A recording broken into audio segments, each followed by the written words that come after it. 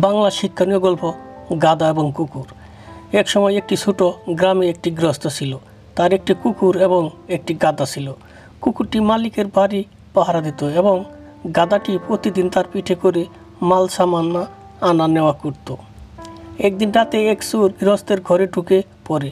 কুকুরটিকে চোরকে দেখে ঘেউ ঘেউ করতে লাগলো। কুকুরের ঘেউ ঘেউ শুনে লোকটি তৎক্ষণাৎ উঠে চোরকে ধরে ফেলল। গৃহস্থ কুকুরের জন্য এতটাই গর্বিত বোধ করেছিল যে সে সেদিন থেকে কুকুরটিকে বিশেষ যত্ন ও মনোযোগ দিতে শুরু করেছিল। এসব দেখে গাধাটি ঈর্ষান্বিত ও অসন্তুষ্ট হয়ে উঠল। তিনি ভেবেছিলেন, আমার মনে করেন কুকুরটি আমার চেয়ে বেশি উপকারী প্রাণী। তাই তিনি সিদ্ধান্ত নিলেন যে গৃহস্থের কাছ থেকে আরও আদর ও ভালোবাসা পেতে তাকে তার মালিককে দেখাতে হবে যে সেও কুকুরের মতো উপকারী হতে পারে। কয়েকদিন পর এক রাতে আরেকটি চোর গৃহস্থের বাড়িতে ঢোকার চেষ্টা করেছিল, কিন্তু চোর কুকুরটিকে মূল দরজার বাইরে বসে থাকতে দেখে ভয় পেয়ে পালিয়ে যায়। এটা দেখে গাধাটি ভাবল, আমার মালিককে দেখানোর এটাই সঠিক সুযোগ যে আমিও তার জন্য কুকুরের মতোই উপকারী।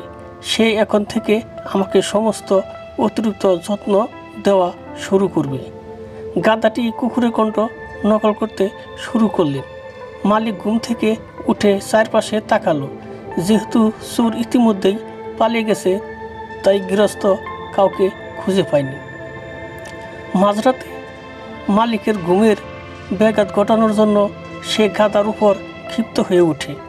গৃহস্থ একটা লাঠি নিয়ে বেরিয়ে এসে বেচারা গাধাটাকে খুব বেদম মারল।